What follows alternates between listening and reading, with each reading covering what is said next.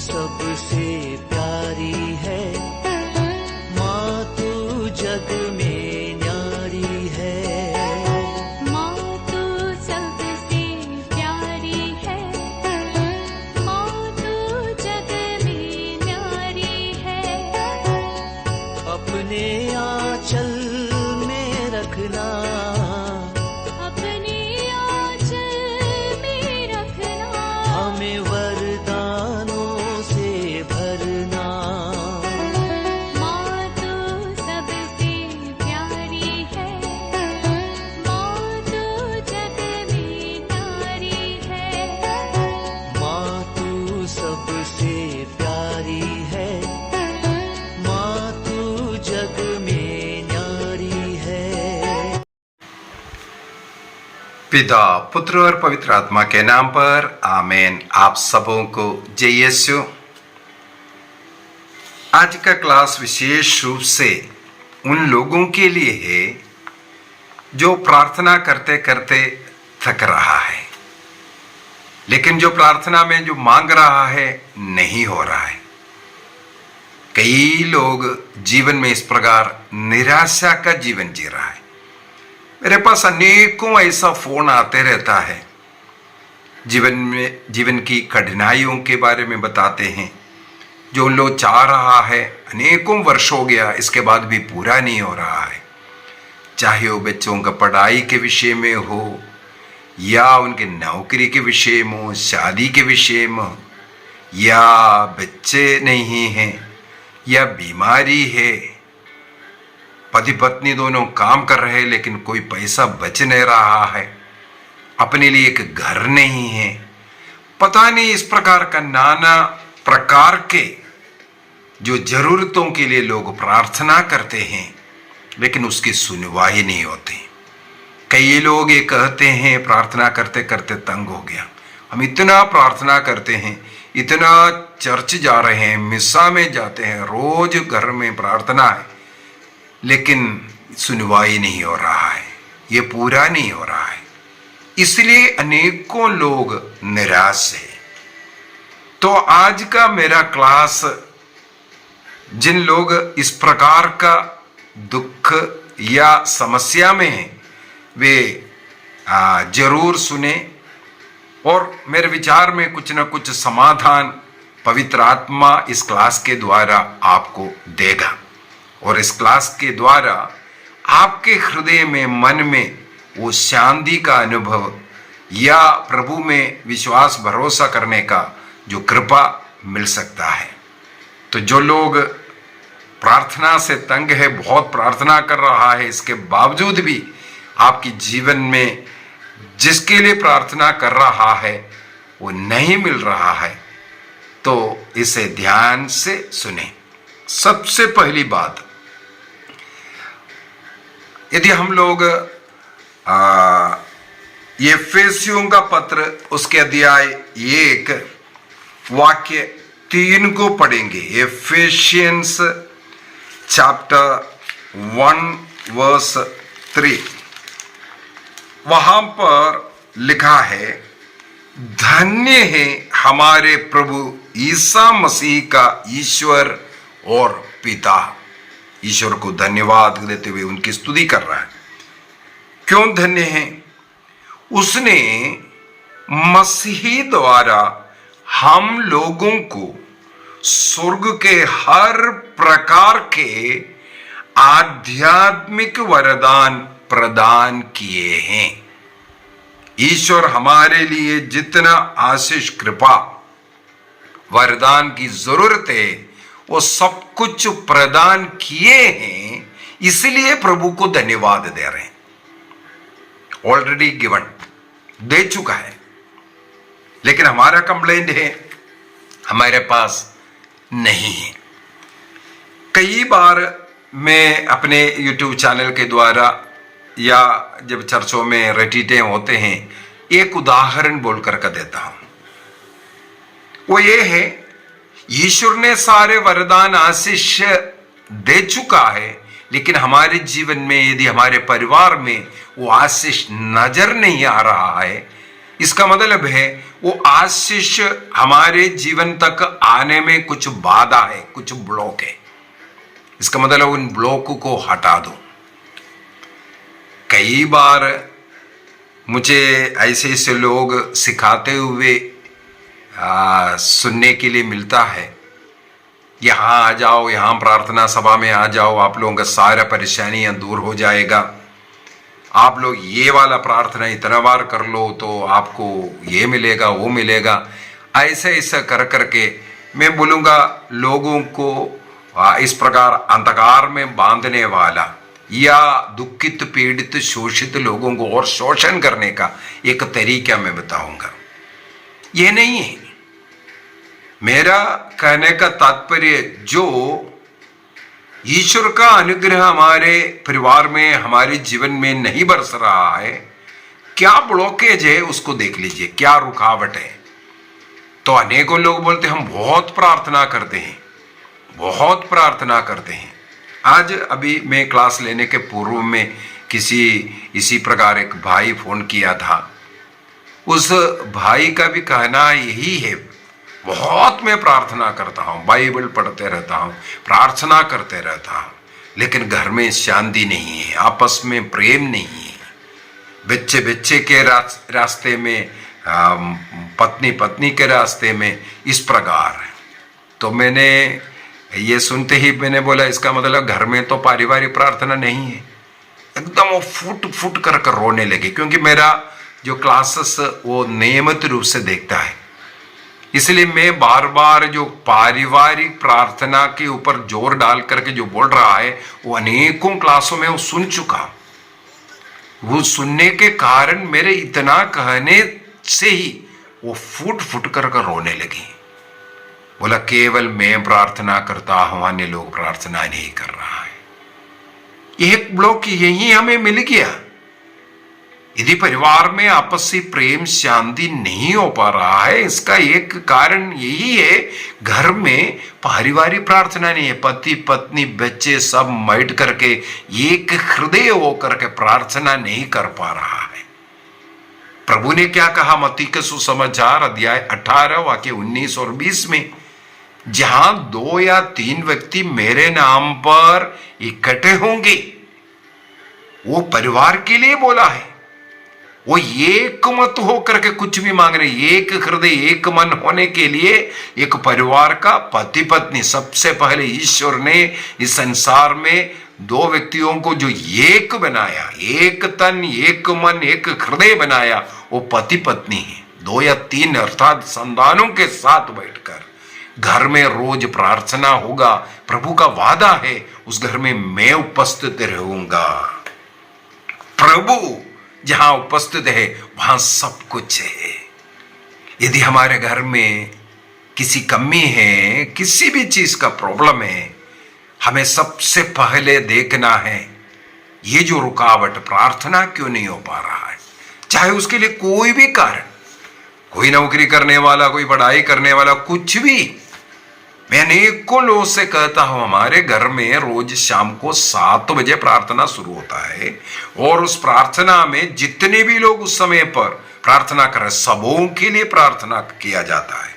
और जितने भी लोग मेरे से प्रार्थना मांगते हैं हम उनके लिए भी रोज प्रार्थना करते हैं। रोजरी माला के एक भेद अर्पित कर देता है।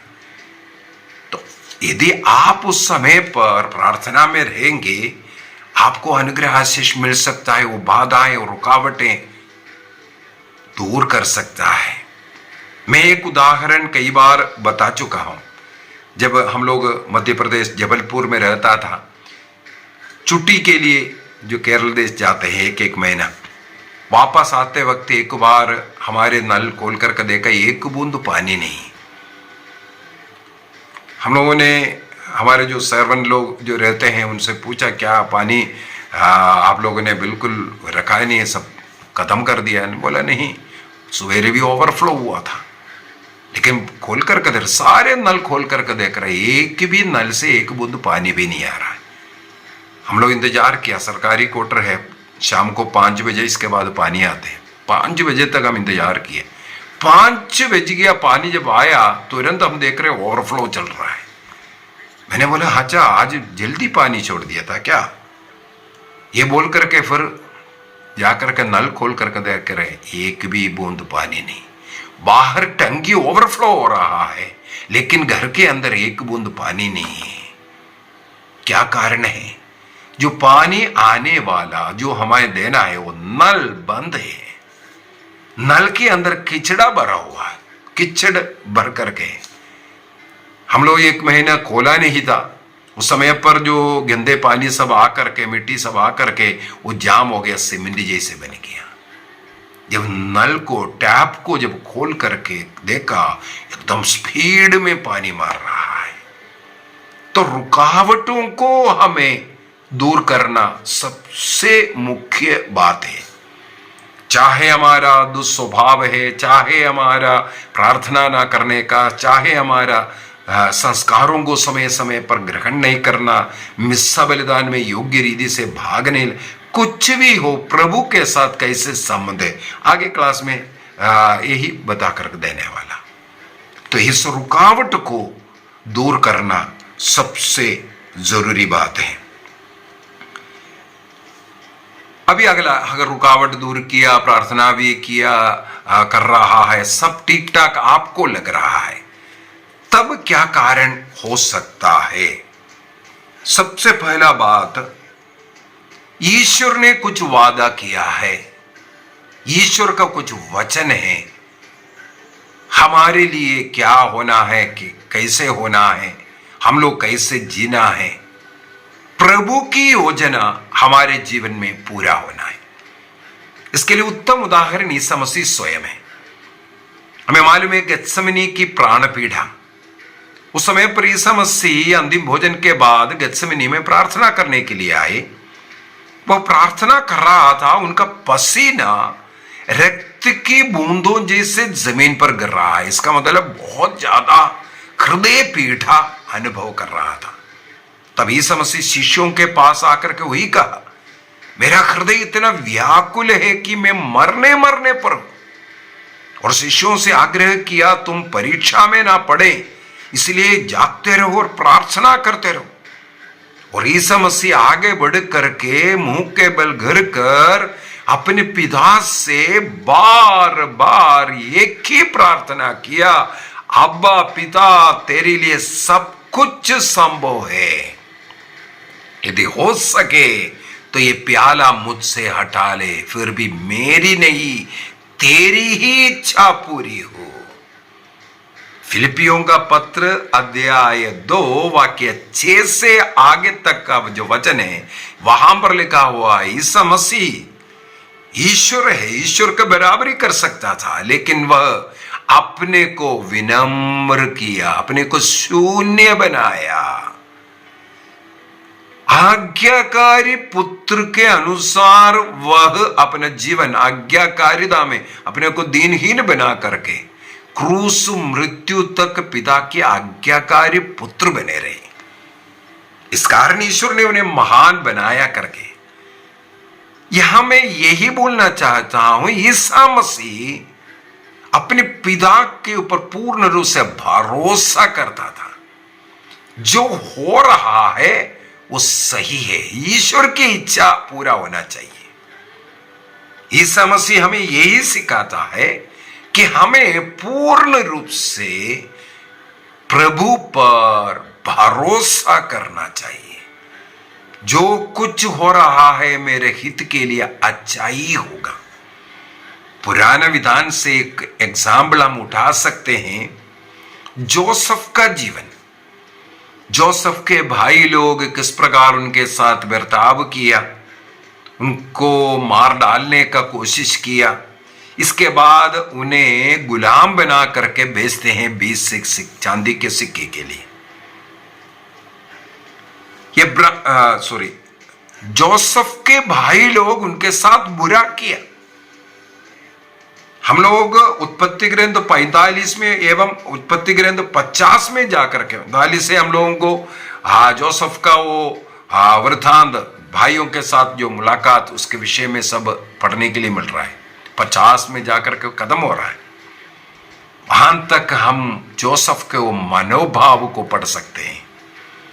जोसेफ ने अपने भाई से जो मिलने के बाद कहते हैं तुम लोग मत रो, तुमने मुझे इस मिस्र देश में भेज दिया, ये सोच करके रोने की जरूरत नहीं, क्योंकि तुम लोग नहीं बल्कि ईश्वर ने मुझे यहां तुम लोगों से पहले आने दिया ताकि मैं अनेकों की जीवन बचा सके। हमारे जीवन में यदि कोई दुख है, कष्ट है, समस्या है, जो हम प्रार्थना कर रहा है, जो मांग कर रहा है या हम जो आशा कर रहा है उसकी यदि पूरी नहीं हो रहा है तो हमें ईश्वर पर भरोसा जताने की जरूरत है। ईश्वर पर भरोसा जताना है। मेरे अच्छाई के लिए नहीं मिल रहा है, ईश्वर की इच्छा पूरी होना चाहिए, मेरी इच्छा नहीं। मैं जो चाह रहा हूं वो मुझे मिलना चाहिए, वो नहीं। ईसा मसीह ने यही हमें प्रार्थना में सिखाया। ईश्वर की इच्छा पूरी होने के लिए हमें समर्पित करना चाहिए। हम अपना प्लान बना रहा है, हमारे प्लान के अनुसार सब कुछ होना चाहिए, मैं जो आग्रह करता हूं वो होना चाहिए। इसलिए हम लोगों को दुख ज्यादा है। जब हम सब कुछ प्रभु की इच्छा, ईश्वर की इच्छा पूरी हो ये सोचने लगेंगे, हमारा वो दुख पूरा दूर हो जाएगा। यदि हम लोग नबी इसहाक का ग्रंथ अध्याय 55 आइज़ाया चैप्टर 55 वाक्य 8 को पढ़ेंगे, 55:8 मैं थोड़ा पढ़ता हूं। प्रभु ये कहता है, तुम लोगों के विचार मेरे विचार नहीं है और मेरे मार्ग तुम लोगों के मार्ग नहीं है। जिस तरह आकाश पृथ्वी के ऊपर बहुत ऊंचा है, जिस प्रकार आकाश जो दिख रहा है पृथ्वी से बहुत ऊंचा है, उसी तरह मेरे मार्ग तुम्हारे मार्गों से और मेरे विचार तुम्हारे विचारों से ऊंचे हैं। हम लोगों का विचार बहुत छोटे से विचार है। हमें ये चाहिए, वो चाहिए, नौकरी चाहिए, पैसा चाहिए, घर चाहिए, इस प्रकार का छोटे छोटे विचार रख करके हम मांग कर रहा है। लेकिन ईश्वर के विचार हमारे विचार से बहुत ऊंचा है। नबी यिर्मयाह का ग्रंथ अध्याय 29 वाक्य 11 से हम लोग पढ़ते हैं, तुम्हारे लिए निर्धारित अपनी योजना में जानता हूं। अर्थात हमारे लिए ईश्वर के पास एक योजना है।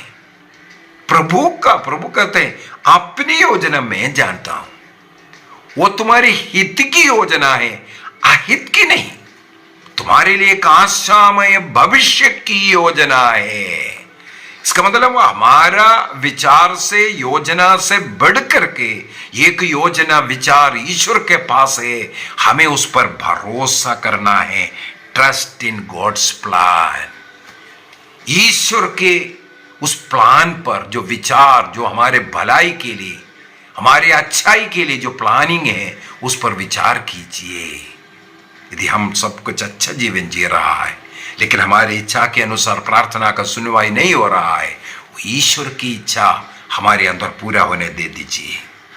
रोमियो का पत्र अध्याय 8 वाक्य 28 हम लोग जानते हैं।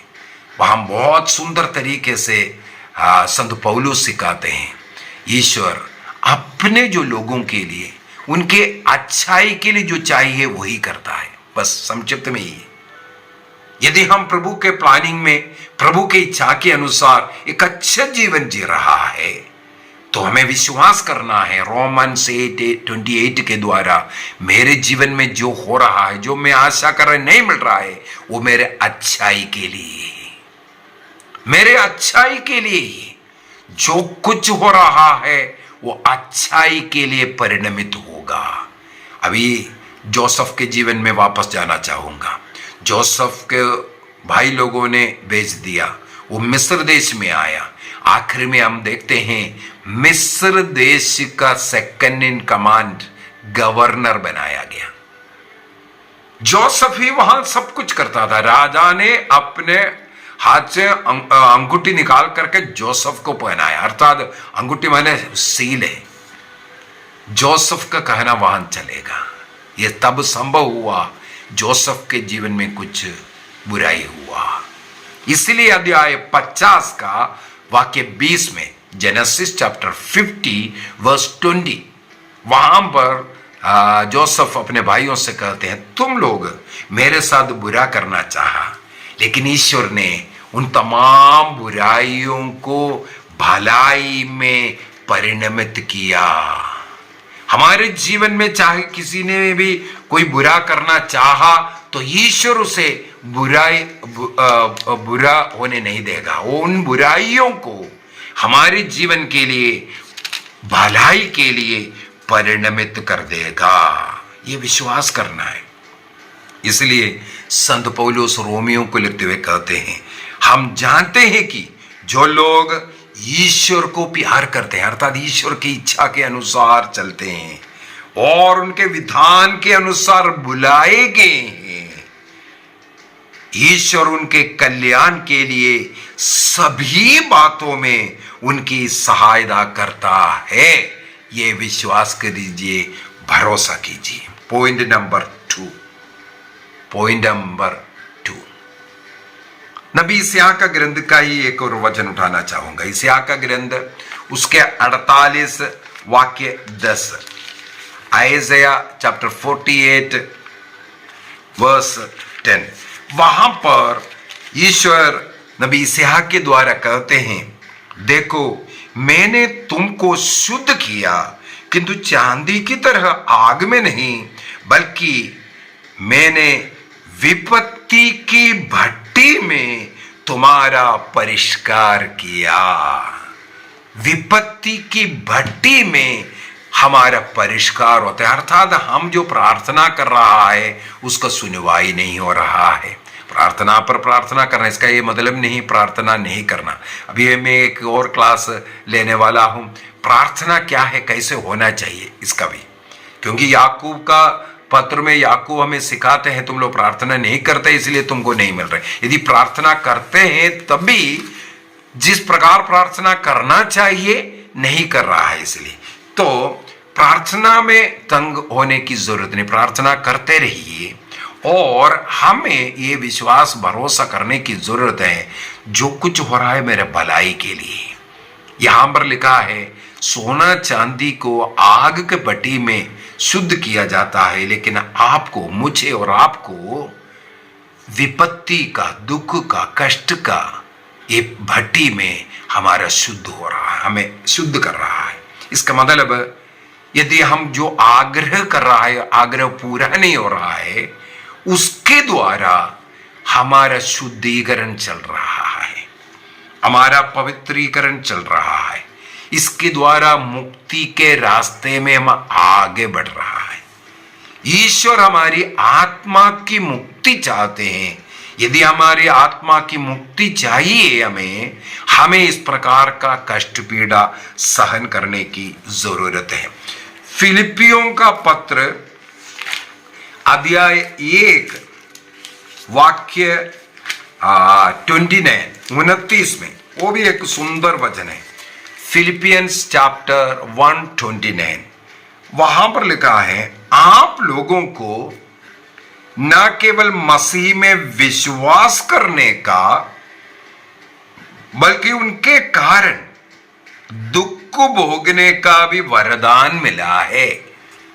इसका मतलब क्रिस्तीय बनकर के कई लोग सोचते हैं दुख पीड़ा चंगा ये सब मिलने के लिए, कई लोग इसलिए निराश भी होता है, अरे हमारे धर्म में भी ऐसे ही सब होता था, यहां आकर भी कोई फायदा नहीं है, वहां गया यहां गया, अनेकों प्रार्थना सभा का नाम ले लेते हैं लेकिन कुछ फायदा नहीं हो रहा है। एक व्यक्ति को क्रिस्तीय धर्म में इसलिए रहना है, यीशु क्रिस्तु को अपना ईश्वर के रूप में इसलिए अपनाना है हमारी आत्मा की मुक्ति के लिए। मैं कई बार बोला हुआ एक बात बोल करके देखता हूं, यदि आप चंगाई के लिए आ रहा है तो गलत कर रहा है। यदि पैसा के लिए या घर के लिए या पढ़ाई के लिए या अन्य ऐसा यहाँ के जो लौकिक चीजों के खोज में यदि आप क्रिस्त को अपना रहा है, आप गलत कर रहा है। क्रिस्तीय धर्म में या ईसा मसीह में विश्वास करते हुए जितना आपको मिलेगा उससे कई गुना शैतान आपको दे सकता है। इसलिए शैतानों के आराधक बहुत ज्यादा है। लोग शैतान की पूजा करते हैं। शैतान का मंदिर मैंने देखा है। शैतान की पूजा में लोगों को कृपा मिल रहा है। बाबा लोगों का पूजा कर रहा है, अन्य मनुष्यों का, पेड़ पौधों का, प्रकृति का, इनको सबको भी मिल रहा है। इसलिए तो वे लोग उसकी पूजा कर रहा है। मुझे ऐसा जगह मालूम है, हमारे पल्लियों में इतना ऑफरिंग कोई नहीं डालते हैं, लेकिन लाखों करोड़ों रुपया सोना चांदी भेंट करता हुआ ऐसे स्थान भी है। क्रिस्तीय जगह नहीं है। इसका मतलब उनको मिल रहा है तभी तो जाकर के डाल रहा है। मिल रहा है इसीलिए तो डाल रहा है। यदि लाखों रुपया कहीं डाल रहा है, सोना चांदी ला करके डाल रहा है, किसी बाबा के लिए जो है मुकुट बना रहा है सोना चांदी का, यह सब कर रहा है, उनके द्वारा उनको कुछ मिल रहा है, इसलिए ना। इसलिए क्रिस्त के साथ जुड़ने का मुख्य लक्ष्य ये नहीं है। ऐसे लोग बहुत दुखी होता है, निराश हो जाते हैं। क्रिस्त में आपको इसलिए आना है, आपकी आत्मा की रक्षा, उस आनंद जीवन। अन्य कोई जगह पर आपको यह आनंद जीवन गारंटी नहीं दे रहा है। प्रभु यीशु मसीह ने कहा, मार्ग, सत्य और जीवन में हो। और प्रभु यीशु मसीह ने कहा, पुनरुत्थान और जीवन में हो। जो कोई यीशु मसीह में विश्वास करता है, उन्हें प्रभु कहता है, अंतिम दिन मैं उन्हें पुनर्जीवित करूंगा। मरने पर भी अब जीवित रहने के विषय में केवल एक ही ईश्वर कहा, वो यीशु मसीह है। यीशु मसीह में या क्रिस्तीय बनने का मुख्य उद्देश्य यही है। इस कारण अनेकों लोग निराशा में हैं, सोच करके आया ये धन दौलत लौकिक चीजें सब यहां मिल जाएगा। थोड़ा बहुत तो मिलेगा, जितना आपको जरूरत है उसके अनुसार मिलेगा जरूर। अपने बच्चों को भूखा रखना कोई माता पिता नहीं चाहते, उससे बढ़ करके हमारा पिता कैसे चाहेगा। हमें वो सब भौतिक चीज भी देगा, उससे बढ़ करके आत्मिक की चीज है। तो ये हमारा सौभाग्य है। हमारे जीवन में ऐसा कुछ निराशा का अवस्था आ रहा है, दुख हो रहा है, उसको हमारी मुक्ति के लिए इस्तेमाल कीजिए। कब मुक्ति के लिए इस्तेमाल कर पाएगा? आप अपनी उन आवश्यकता, वो दर्द, वो कमियां उसको प्रभु को अर्पित करें। क्रूस पर हमें मुक्ति देने वाला मसीह के उस क्रूस पर अर्पित करें। आप अपने को क्रूस पर अर्पित करें। आपके दर्द को, आपकी आवश्यकताओं को उस क्रूस पर अर्पित करें। क्रूसित प्रभु के द्वारा आपको जो मिलना है वही मिलना चाहिए। इसका मतलब है क्रिस्त के साथ एक होने की जरूरत है। उनके सफर में यीशु मसीह ने अपने शरीर में सहन किया, उनके साथ सहन करने का एक अच्छा अनुभव आपको मिला, यह सोचना चाहिए। यदि हम लोग प्रेरित लोगों का जीवन को अगर देखेंगे, प्रेरित चरित्र के अंदर, एक्ट्स ऑफ अपोस्टल के अंदर प्रेरित लोगों को कई बार ऐसा सौभाग्य मिला, ये लिखा हुआ मिलेगा। प्रेरित चरित्र acts of apostle chapter 5 verse 41 को हमें मालूम है शिष्यों को जेल में बंद किया, उनको मारा पीटा, ये सब कर करके वहां से जब निकाला, उन्हें कोड़े मार करके जब छोड़ा, वाक्य 40 से पढ़ लेते हैं। वे उसकी बात मान ले, उन्होंने प्रेरितों को बुला भेजा, उन्हें कोड़े लगवाए और एक कड़ा आज्ञा देकर के छोड़ दिया, तुम लोग ईसा का नाम लेकर के उपदेश नहीं देना चाहिए बोल करके। इसके बाद वहां से छोड़ रहा है। वाक्य 41 में 41 में लिखा है, प्रेरित इसलिए आनंदित होकर महासभा के भवन से निकले। प्रेरित लोग वहां पर आनंदित मनाया, उन्हें कोड़े लगाया था, कोड़े लगाया, पिटवाया, अपमान किया, निंदा किया, दर्द सहना पड़ा, लेकिन महासभा से बाहर निकल करके वो आनंदित हुआ। क्यों आनंदित हुआ? ईसा मसीह के कारण अपमानित होने योग्य समझेंगे। वो हम भी ईसा मसीह के साथ रहकर मसीह का होने के कारण हमें भी कुछ अपमान सहने का या दर्द सहने का, कोड़े खाने का मौका मिल गया बोल करके वे आनंदित हुए, वो निराश नहीं हुए। हम लोग, अधिकतर लोग निराश हो रहा है इन छोटी छोटी बातें। इसलिए इन दुख, जो निराशा, जो हम मांग रहे नहीं मिल रहा है, उसके द्वारा हमारी जो मुक्ति का रास्ता खुल रहा है, वो आत्मा के लिए जो कृपाएं मिल रहा है, उसको सोच लीजिए। और साथ ही साथ वो जो दुख, वो परेशानी और चिंता किसी अन्य लोगों के लिए समर्पित भी करो। प्रभु, इसके द्वारा, ये मेरे दर्द के द्वारा, मेरे ये रोगों के द्वारा अनेकों लोगों को आशीष मिले, इसलिए तेरे क्रूस में अर्पित करता हूं, तेरे साथ रहकर इसको सहन करने की शक्ति दीजिए। इस प्रकार प्रार्थना करो, पुण्य का कार्य बनाओ इसको। नष्ट, कष्ट, दर्द, अपमान जो भी है वो पुण्य के लिए इस्तेमाल करो। जब आप इसको समर्पित करेंगे यीशु के क्रूस में, यीशु के दुख भोग के साथ, और मांगेंगे, प्रार्थना करेंगे, ये फलाना कार्य के लिए, फलाना व्यक्ति के लिए इसको उपयोग करना, इसका मतलब आपका दुख, दर्द, जो भी अपमान है वो अच्छाई के लिए, मुक्ति के लिए इस्तेमाल होगा।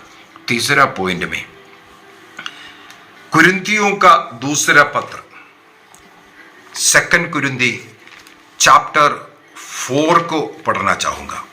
2 कुरिन्थी चैप्टर 4 मुझे बहुत स्पर्श किया हुआ एक वचन, वाक्य 16 और 18 पढ़ूंगा।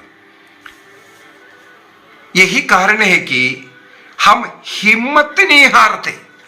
प्रार्थना करते करते हम हिम्मत नहीं हारेंगे, हम हिम्मत नहीं हारेंगे। हमारे शरीर की शक्ति भले ही क्षीण होती जा रही हो, किंतु हमारे अभ्यंतर में दिन प्रतिदिन नए जीवन का संचार होता रहता है। हमारे जो बाहर जो दिख रहा है, जो शरीर या भौतिक चीजें, वो हो सकता है क्षीण हो रहा है, कम होते जा रहा है। जो मांग रहा है नहीं मिल रहा है, जो आशा कर रहा है वो नहीं मिल रहा है। तब भी प्रेरित लोग क्या कहते हैं? इस बात पर हम हिम्मत नहीं हारेंगे। क्या कारण है? एक सत्य वे लोग जान लिया, हमारी आग्रह यदि पूरा नहीं हुआ है तो नहीं हुआ, कोई बात नहीं, लेकिन उसके द्वारा, उन चिंताओं, दर्द के द्वारा, वो रोग के द्वारा मेरे अंदर एक दिन प्रतिदिन एक जो शक्ति है, जीवन का संचार होते रहता है, वो बढ़ते रहता है। इसका मतलब बाहरी शारीरिक शक्ति क्षीण हो जाए कोई बात नहीं, मेरे आंतरिक शक्ति, आंतरिक जो आत्मिक शक्ति, वो बढ़ते रहता है, ये बोल रहा है।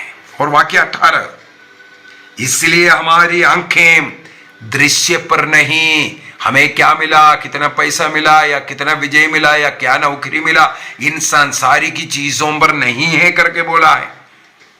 इन चीजों पर नहीं, बल्कि अदृश्य चीजों पर टिकी हुई है, जो हम नहीं देख सकता, केवल अनुभव ही कर सकता है। ईश्वर को हम नहीं देख सकता। बोलता है हमारा विश्वास दृश्य चीज पर नहीं, अदृश्य पर है। जो ना देखने वाला ईश्वर पर जैसे हम विश्वास कर रहा है, उसी प्रकार इन दुख, समस्या, अपमान, कष्ट, पीड़ा के द्वारा जो हम चाहता है नहीं हो रहा है, हमारे घर में शांति चल रहा है, नशा नहीं छूट रहा है, लड़ाई झगड़ा नहीं छूट रहा है, इसमें निराश नहीं, बल्कि इसमें हम आशा रखेंगे, क्योंकि इसके द्वारा हमारा आत्मिक शक्ति बढ़ रहा है। इसलिए हम बाहरी चीजों पर, बाहर दृश्यों पर नहीं नजर नहीं रख रहा है, लेकिन अदृश्य चीजों पर हमारी नजरें टिकी है। क्योंकि हम जो चीजें देखते हैं वे अल्पकालिक है। पैसा, नौकरी, ये वो सब अल्पकालिक है। लेकिन जो चीज हम नहीं देख रहा है, जो आत्मिक की शक्तियां इसके द्वारा जो बढ़ रहा है, वो आनंद काल तक बनी रहती है। इसलिए भी हमें निराश नहीं होना चाहिए। ये हमारा आध्यात्मिक उन्नति के लिए प्रभु हो सकता है कुछ बातें देरी करेगा, कुछ चीजें हम प्रार्थना करेगा तो प्रभु देता ही नहीं है। कुछ बातें प्रभु थोड़ा सा देरी से देता है। छोटे बच्चे अगर आग मांगेगा नहीं देगा, आप हाथ में नहीं देता, मारेगा नहीं, भाग बोल करके। लेकिन थोड़ा बड़े होने के बाद उसके हाथ में हम ये सब पकड़ाते हैं, चाहे चाकू भी पकड़ा देगा, ब्लेड भी पकड़ा देगा, आग भी पकड़ा देगा बड़ा होने के बाद। इसी प्रकार हमारी आध्यात्मिक उन्नति प्रभु चाहता है। जब आध्यात्मिक रूप से हम बड़े हो जाएंगे, ये जो चीजें हम हमारे हाथों में पकड़ाना है प्रभु पकड़ाएगा। कुछ चीजें हमारे आध्यात्मिकता के लिए, हमारे मुक्ति के लिए जरूरत नहीं है, इसलिए हम जितना भी प्रार्थना करें हमें प्रभु देगा नहीं। हो सकता है वो चीजें हमारे जीवन में आकर के कुछ दुख कष्ट हो गए। यजकिया का जीवन मेरे को याद आ रहा है। यजकिया को नबी आकर के कहा तुम्हारा मृत्यु होने वाला है, वो रोना शुरू किया। राजा रोया, एकदम राजा रोना शुरू किया। तब प्रभु ने बोला नहीं, तुम्हारा उम्र 15 साल और बढ़ा देगा। 15 साल और उम्र बढ़ाया। उस समय पर उसको एक बेटा पैदा हुआ। वो बेटा मैं बोलूंगा सबसे खराब राजा, अपने बच्चों का बलि अर्पित करने वाला राजा बना। इसलिए वो 15 साल पहले यदि वो राजा हिजकिय्याह अगर मर गया होते कितना अच्छा होते। ऐसे एक पुत्र जन्म नहीं होते। हम लोग कई बार ये सब सोचते नहीं है, इसलिए हम लोग निराश है, हताश है। हमारे आत्मिक उन्नति के लिए, आध्यात्मिक और विश्वास भरोसा बढ़ने के लिए ये जरूरी था, इसलिए देरी हो रहा है प्रार्थना के। और आखिर एक और पॉइंट बोल करके मैं समाप्त करूंगा। कई बार प्रभु हमारे परीक्षा करता है। यदि हम लोग विधि विवरण ग्रंथ उसके अध्याय 8 वाक्य 2 को पढ़ेंगे, डिट्रोनॉमी चैप्टर 8 वर्स 2 अगर पढ़ेंगे, विधि विवरण ग्रंथ अध्याय 8 वाक्य 2, वहां पर लिखा है मरुभूमि में इन 40 वर्षों की यात्रा तुम याद कर लो, जिसके लिए तुम्हारा प्रभु ईश्वर ने तुम लोगों को बाध्य किया लिखा है। 40 वर्ष तुम लोगों के जीवन को तुम परख कर देखो। उसने तुम्हें दीनहीन बनाने के लिए, तुम्हें विनम्र बनाने के लिए, अच्छा कार्य के लिए, तुम्हारी परीक्षा लेने के लिए और तुम्हारा मनोभाव पता लगाने के लिए, इस प्रकार यह जानने के लिए कि तुम प्रभु की आज्ञाओं का पालन करते हैं कि नहीं, ये जानने के लिए इस प्रकार 40 वर्ष तुम्हें मरुभूमि में यातनाएं, कष्ट, पीड़ा सब सहन करना भी पड़ा है। तो हमारे जीवन में हो रहा है, हो सकता है हम कितना इसका सहन करेंगे, क्षमा करेंगे, और प्रभु के ये दुख कष्ट पीड़ा हो रहा, प्रार्थना पर प्रार्थना कर रहा है लेकिन कोई अनुभव नहीं मिल रहा, फिर भी प्रार्थना में लगे। ये मनोभाव को जानने के लिए तो नहीं। उदाहरण के लिए अब्राहम का जीवन हम ले सकते हैं। यह अब्राहम की भी परीक्षा हुआ। 75 साल में बुला करके कहा तुम आकाश की ओर देखो, तुम्हारा संतान तारों के समान रहेगा। 1 साल, 5 साल, 10 साल, 15 साल, कब जा करके 99 साल में आकर के सारा गर्भवती हुआ। लेकिन सारा को जल्दीबाजी थी। 10 साल के बाद सारा ने एक शॉर्टकट रास्ता अपनाया। उनके नौकरानी हागार को पकड़ाया, इसके द्वारा मुझे तुम्हारा बच्चा दे दो बोल करके। लेकिन ईश्वर को अच्छा नहीं लगा। ईश्वर दर्शन देख करके अब्राहम से कहा नहीं, तुम्हारी पत्नी सारा ही पुत्र प्रसव करेगी। मैंने तुम्हें सारा के द्वारा, तुम पति पत्नी की, दूसरा के द्वारा नहीं। इसलिए हमें जब तक ईश्वर नहीं देगा कई लोग आईवीएफ करने के लिए जाते हैं, बहुत गलत, बहुत पाप।